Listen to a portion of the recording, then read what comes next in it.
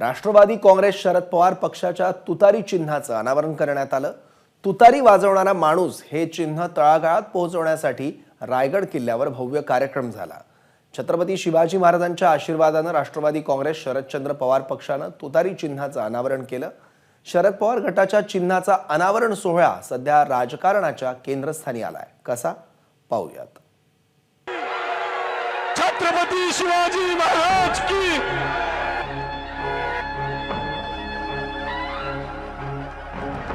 साहेब, रायगडावर किती वर्षांनी येणं झालं साहेब? 40 मला एकाच गोष्टीचा आनंद आहे की 40 वर्षानंतर पवार साहेब शेवटी रायगडावर गेले। कधी नाव न घेणारे, छत्रपतींचं नाव न घेणारे आमचे शरद पवार असताना रायगड आठवला। त्यांची मशालही काही पेटणार नाही आणि तुतारीतून मला वाटतं आवाज निघणार नाही अशी अवस्था त्यांची या ठिकाणी होणार आहे। साहेब, रायगडावर किती वर्षांनी येणं झालं साहेब? 40 तब्बल 40 वर्षांनी शरद पवार रायगडावर पोहोचले। निमित्त होतं पक्षाच्या नव्या चिन्हाच्या अनावरण सोहळ्याचं।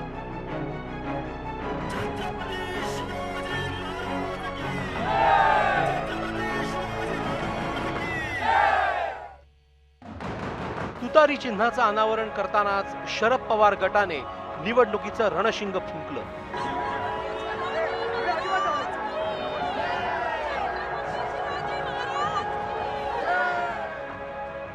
तुतारी एका संघर्षाची सुरुवात करण्याची प्रेरणा देणारी आहे आणि माझी खात्री आहे की ही प्रेरणा दिल्याच्या नंतर तुला सगळ्यांच्या कष्टातून, शौर्यातून, त्यागातून जी यशवानिका या ठिकाणी मिळेल ते यश पुन्हा एकदा महाराष्ट्राच्या जनतेच्या सोबत, जनतेच्यासाठी आनंदाची तुतारी, त्याच्यात आणखी स्वतःच्या संबंधीची स्थिती या राज्यात सरकारने तुमच्या कष्टानं, प्रयत्नानं आणि सामान्य माणसाच्या शक्तीने येईल याची मला खात्री आहे। नव्या चिन्हासह नव्या जोमाने कामाला लागण्याचा चंगच शरद पवार गटाने बांधलाय।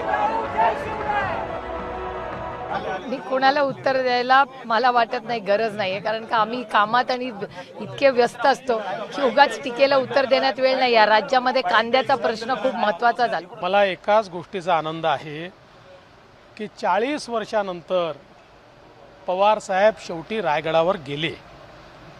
अजितदादांना एका गोष्टीचं क्रेडिट तर द्यावं लागेल की शेवटी छत्रपती शिवरायांच्या चरणी 40 वर्षानंतर पवार साहेबांना अजितदादांमुळे जावं लागलं। आता तुतारी कुठे वाजते, किती वाजते, कशी वाजते हे आपल्याला भविष्यात दिसेलच। हे येणाऱ्या भविष्यातल्या विजयाचं आणि येणाऱ्या उद्याच्या निवडणुकीचं रणशिंग आज रायगडावरून फुकलं जातं आहे। स्वतः खुद्द शरद पवार साहेब या ठिकाणी आलेले आहेत आणि पुन्हा नव्या या लढ्याची सुरुवात आज रायगडाच्या छत्रपती शिवाजी महाराजांच्या पायाशी जाऊन त्यांचा आशीर्वाद घेऊन आम्ही करायचं ठरवलं। कधी नाव न घेणारे, छत्रपतींचं नाव न घेणारे आमचे शरद पवार असताना रायगड आठवला। ते मागे ठाण्यामध्ये जाहीर सभेमध्ये मी सांगितलं होतं, तेव्हा त्यांची मुलाखत घेतली होती, आठवतं मी तुम्हाला? मी तेव्हाही तो प्रश्न विचारला होता की तुम्ही शाहू फुले आंबेडकर नेहमी बोलता, पण शिवछत्रपतींचं नाव तुम्ही कधी घेत नाही। शिवछत्रपतींचं नाव घेतल्यामुळे मुसलमानांची मतं जातात, अशा काहीतरी संभ्रमावस्थेमध्ये इतकी वर्ष त्यांनी काढली आणि आता त्यांना आठवलं। ही तुतारी महाराष्ट्राच्या स्वाभिमानाची तुतारी असेल, ही शेतकऱ्यांच्या आवाजाची तुतारी असेल, युवकांच्या ऊर्जेची तुतारी असेल, महिलांच्या अभयाची तुतारी असेल आणि ही राष्ट्रवादीची तुतारी सर्वसामान्य नागरिकाचा, महाराष्ट्राचा आवाज कायम बुलंद करणारी असेल। त्यांना वेगळा निर्णय घेतला, त्यांना काय उत्तर द्या? कुठे त्यांना वेगळा निर्णय घेतला, मला वाटतं तुतारीची ललकारी पुरेशी आहे। नाही, त्यांनी आता तुतारी प्राणपणाने फुंकावी, महाराष्ट्रामध्ये जाऊन ती घेऊन फिरावी, एवढेच आमच्या त्यांना सदिच्छा आहेत। पण मी पुन्हा सांगेल की यावेळेला पवारसाहेब असतील, राष्ट्रवादी असेल त्यांची, किंवा उद्धवजींची शिवसेना असेल, त्यांची मशालही काही पेटणार नाही आणि तुतारीतून मला वाटतं आवाज निघणार नाही अशी अवस्था त्यांची या ठिकाणी होणार आहे। महाराष्ट्रातली 11 कोटी जनता यापुढे तुतारीत वाजवणार आहे, हातात मशाल घेऊन, बरं का? हातात मशाल, हात आहे, हातात मशाल आहे। आणि तुतारी आहे. अत्यंत चांगलं ऐतिहासिक चिन्ह राष्ट्रवादी काँग्रेसला मिळालेलं आहे. तुताऱ्या वाजवा नाहीतर मशाली पेटवा. मशाल मिळाली ना. परंतु शेवटी महाराष्ट्रामध्ये आतापर्यंत आम्ही 45 म्हणत होतो, खरं म्हणजे क्रॉस करू असं दिसायला लागलेलं आहे.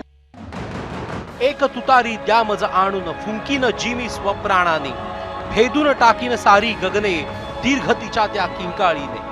कवी केशवसुतांची ही कविता आठवण्याचं कारण अर्थातच आजचा हा तुतारी चिन्हाच्या अनावरणाचा सोहळा.